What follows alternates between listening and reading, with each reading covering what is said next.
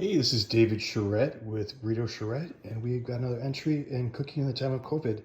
And this is going to be one of my favorite quick meals, which reheats just as well as lasagna, and it is Reuben lasagna. And here are the ingredients. You're going to use a little more than a quarter cup of Thousand Island dressing, slightly less than a pound of Swiss cheese, 1 pound of corned beef, caramelized sauerkraut. It's got to be caramelized. Don't take it out of the can.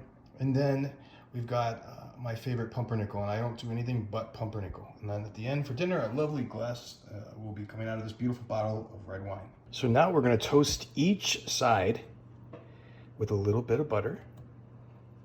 But make sure you toast each side because we don't want this to get wet. So remember, each side we're going to toast it. Hey, so the first layer is going to be toasted on both sides, pumpernickel. And you're going to put it in the baking dish, but make sure you toast both sides. We don't want the pumpernickel to be damp, and we want our Reuben to be nice and toasty. So now we have our layer of the Reuben, the bread, the pumpernickel. We're going to add a layer of Swiss cheese. And it doesn't have to be perfect like a Reuben sandwich, right? Because you're doing lasagna, so it's going to be cut in slices, so don't worry about it. Make sure you leave half the cheese though. You don't want to use more than half the cheese slices. So you got 1, 2, 3, 4, 5, 6, 7, 1, 2, 3, 4, 5, 6, 7, 8. So we can take one more of these and we can break it up into different pieces. Now we're going to add the corned beef, all of it, evenly layered out.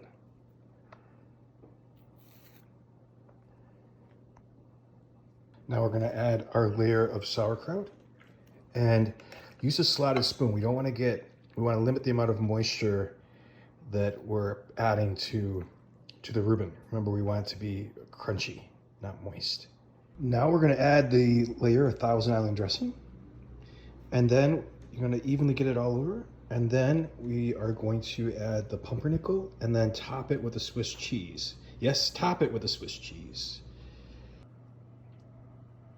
Okay, so we've got the Reuben lasagna. We're going to cover it with aluminum foil and cook it at 350 degrees for 30 minutes.